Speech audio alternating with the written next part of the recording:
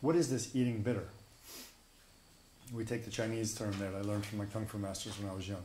You eat bitter, and then everything after that tastes sweet. Eat bitter means you work your butt off for a really long time. You forget about tasting sweet. And then the sweetness just happens naturally.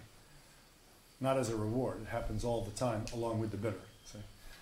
So what is this eating bitter then in our tradition? Well, to work relatively, to work in the actual situation you're at, you work very deeply with a deep state of present moment consciousness, focus, awareness. It doesn't mean that you get too intense. It doesn't mean that you make a new way to tighten up. It does mean, though, that you adhere to your actual situation, to the present reality that you're in.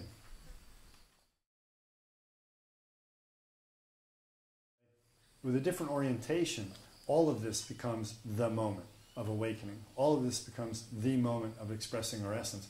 So that the practices turn into not a road that you slug through in a really hard way with deep discipline, self-abnegation, austerity, eating bitter, to get to some great thing on the end.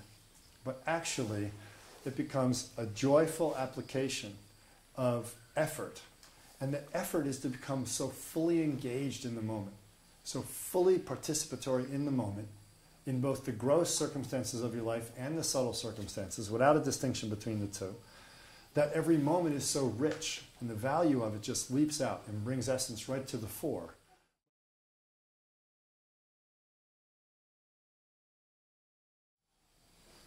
So the hard work, the escaping into reality that we talk about instead of escaping out of reality, is just that.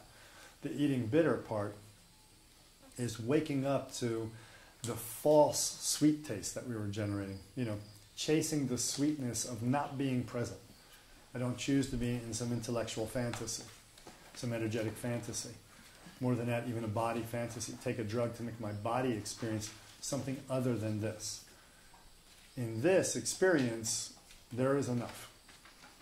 The universe exists in this experience if we know how to mine it.